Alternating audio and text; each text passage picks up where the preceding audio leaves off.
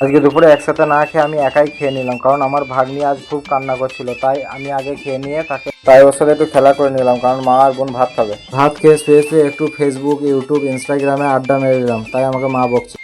এবারটা ওষুধটা খেলি? খাই নাই, খাবো। শুয়েই থাক, তোর রোগ ভালো হবে না ওষুধ না খেলে।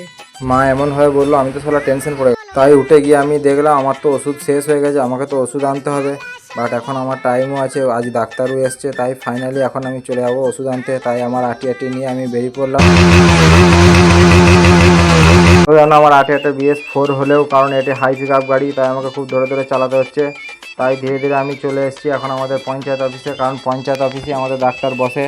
তো এসে দেখি তো ডাক্তারবাবু নেই, আমি তো চিন্তায় পড়ে গেলাম। তারপর দেখি ডাক্তারবাবু ওখানে তো লাঞ্চ করছে, তো ফাইনালি উনি লাঞ্চ করে নিক, আমি একটু ওয়েট করে। তবু তো খুব শীঘ্রই লাঞ্চ করে চলে এলো। তারপর আমাকে ভালো মতো ওষুধ দিয়ে দিল। তারপর আমাকে কিছু শর্ত দিল, যে কিছু খাবার আমাকে খেতে মানা করলো, কারণ সেই খাবারগুলি আমি বেশি বেশি খাই। তো আমি এই শর্ত মানতে পারলাম না। ডাক্তারবাবু 4টে খাবার আমাকে বলেছে, তার মধ্যে আমি একটাই শেয়ার করলাম, সেটা হচ্ছে বিরিয়ানি। কারণ বিরিয়ানি আমি কোনোদিন ছাড়তে পারবো না, আমি রোগ হয়ে মরে যাবো তাও ভালো, কিন্তু আমি বিরিয়ানি ছাড়তে পারবো না।